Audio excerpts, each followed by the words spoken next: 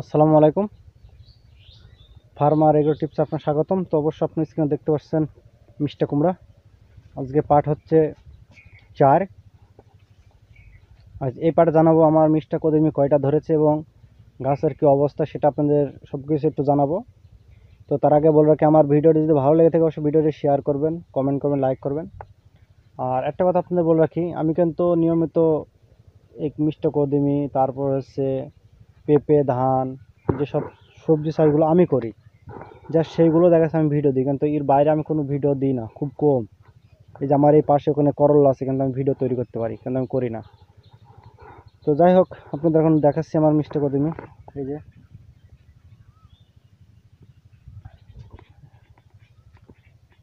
এই একটা এখনো প্রায় দেখা যাচ্ছে 10-12টা মতন দাঁড়িয়ে আছে। তারপর একটা আপনাদের জিনিস খুব ভালোভাবে আমি দেখাবো, যে আমার এই মিষ্টি কদমি গাছ হচ্ছে পেঁপে ক্ষেতের ভেতরে। আর পেঁপেগুলো একটু সাইজগুলো দেখবেন, এখন কিন্তু পেঁপের দাম কিন্তু মোটামুটি ভালো। তো আপনার একটু দেখাবো যে পেঁপে আমার গাছে কেমন মোটা আছে, তবে এখন যদি আমি বিক্রি করি পেঁপে কেমন দাম পাবো না পাবো। এই যে পেঁপে আসছে গাছে, এই যে, আর প্রচুর আকারে পেঁপে ধরেছে। যাই হোক, পেঁপে নিয়ে আরেকদিন কথা বলবো।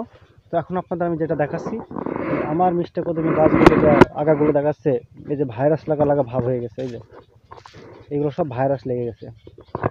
এখন এইগুলো কিভাবে কাটাবো, তাই না? এই ভাইরাস গাছগুলো যে কাটাতে হয় আপনাকে, এই যেখান থেকে ভাইরাস লেগেছে সেখান থেকে ডুয়া কেটে ফেলে দিতে হবে।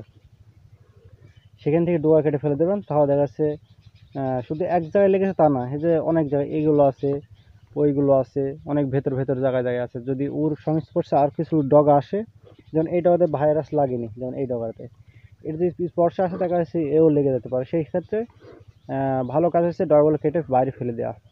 তো সেটার জন্য আজকে আসা। আর পেঁপে নিয়ে বিস্তারিত ভিডিও, আর একটা নতুন ভিডিও করব। তো আশা করি আমার ভিডিওটা ভালো লেগেছে। ধন্যবাদ সবাইকে। আর